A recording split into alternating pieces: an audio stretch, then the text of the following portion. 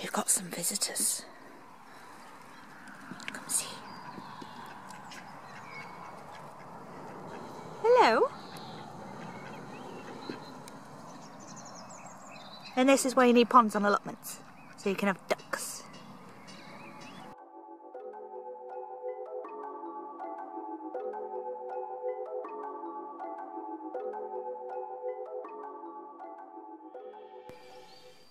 Hey guys, welcome to Ophelia's allotment.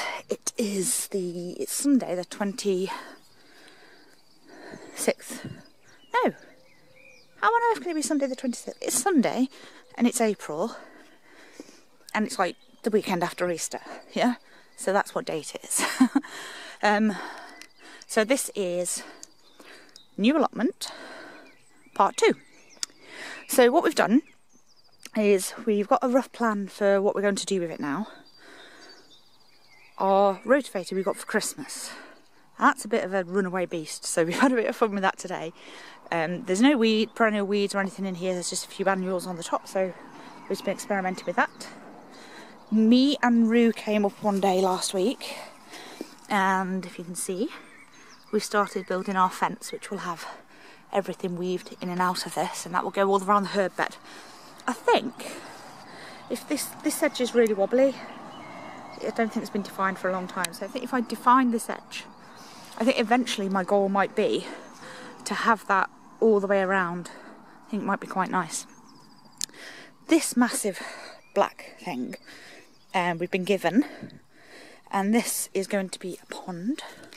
It's very deep, so I'll try and get that in there. I don't think it's going to go down that far, but we put rocks around the edges anyway. So that's going to go in this herb bed. It's going to go diagonally.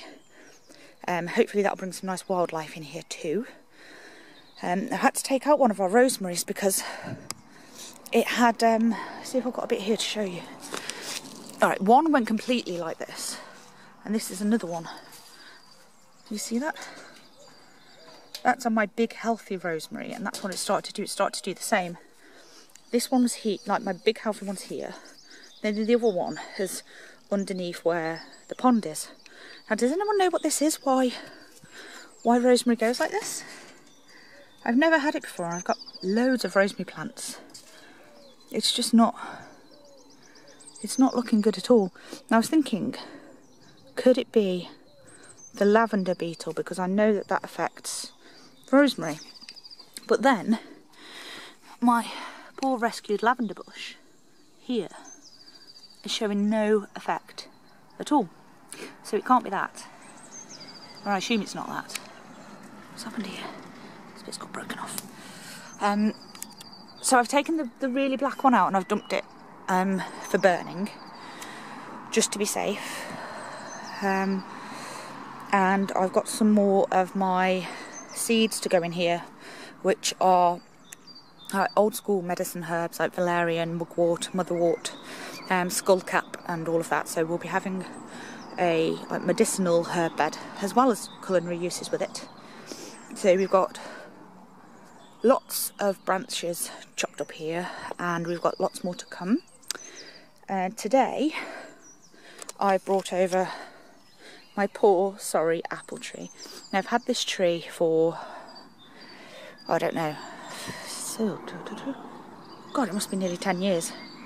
And it's been trained, but a lot of the things come off now into a weeping fashion. So it's a dwarf tree anyway, but it goes into a weeping fashion. I don't think it's 10 years, it's probably about 5 years. So we've eventually got that here. It was in its pot. Today it's going to be planted in the ground. My first year gooseberry is looking fine. That looks good. And then this one, now if you remember my last video from the main allotment, there was a branch of gooseberry and I said, let's see if that takes if I stick it in the ground. I literally pushed it into the ground and look, hallelujah, new life. So I've got another gooseberry bush on here. I doubt it'll fruit this year, but it's a gooseberry bush. And rhubarb is taking nicely. I'm pleased with those. What else have I got to show you? Shallots that we've been growing at home are ready to go in. Got another little rosemary here, and that's desperate to get in the ground. We have, that's from my nan's.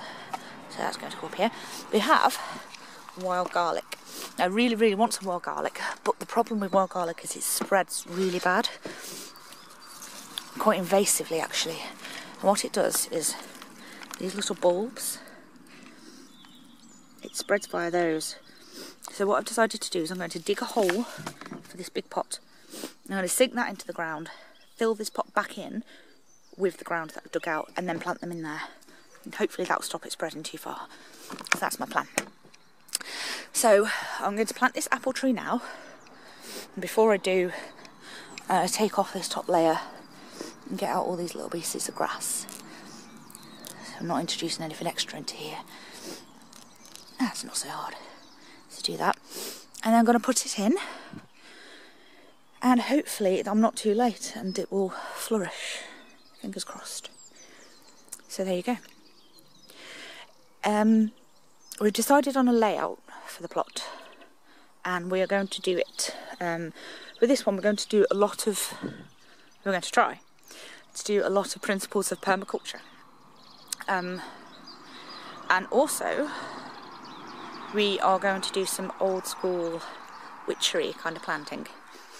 By we're planting in areas of northeast, southwest, and trying to do some of the planting by the moon, because why not? Let's try this out. So where that post is in that corner, where the rocks are, so that is north, and come down here and we come to this post. So that's a diagonal line straight across the plot, and that is south behind me. And so we get east, west, east. So in terms of north, east, south, west, north is earth, so we'll have like earthy plants over there. East is air, south is fire, and west, where the pond is going, is water.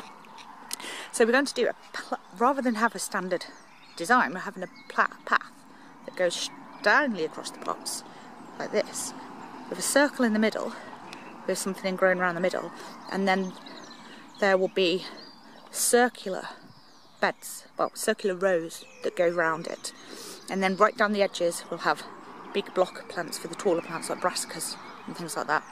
So around the circle in the middle we'll have like lettuces and onions and flowers and things. So a lot of companion planting on the principles of permaculture, and it is inspired by the Eden Project vegetable garden. If you haven't seen what that looks like, I'll put a photograph in here.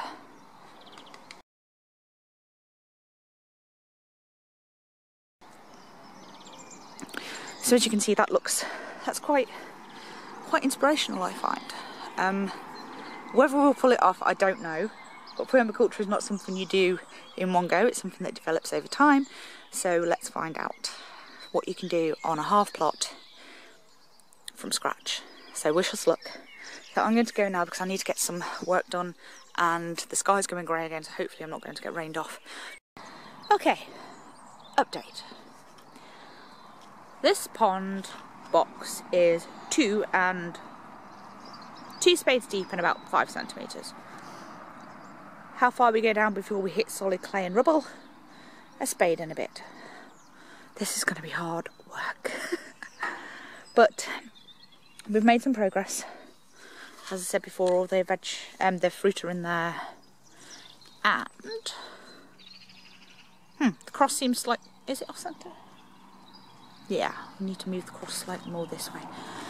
So we have north, east, south, west.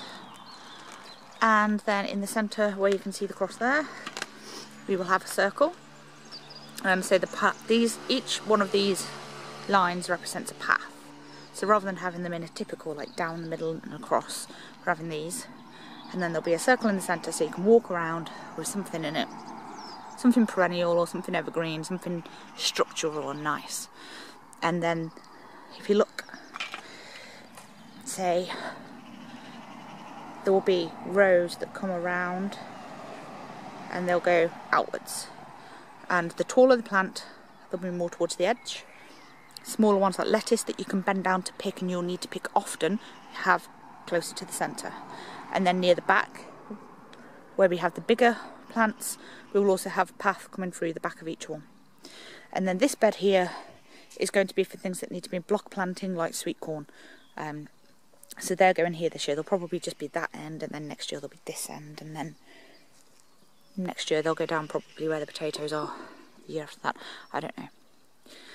So there's the wild child walking with no shoes on, following the paths. Give up. Tooth is still hanging out, but she won't let us touch it. So yes, there you go. Pond half dug, plot rotavated, child walking all the paths in for us, and design kind of made. So we're going to go home now and think up which crops we're putting where exactly. And hopefully we'll be back to the new allotment next weekend. Fingers crossed. And hopefully the week after that, I think we're going to start getting some nice weather. I think next week's going to be mostly rain, and then next weekend it starts to brighten up, and after that we're going to get some nice weather. So, all being well, I'm going to ask Elle to take some time off work, and we can come down here and get some serious work done. So, yeah. Okay, thank you for watching. That's our progress on allotment 2, starting a new allotment. Please subscribe and comment below if you've got any questions about what we're doing and why we're doing it. Then I'll try and answer as thoroughly as I can. And hopefully we will get some good weather and you get on your plots again soon. Thanks for watching. Bye bye.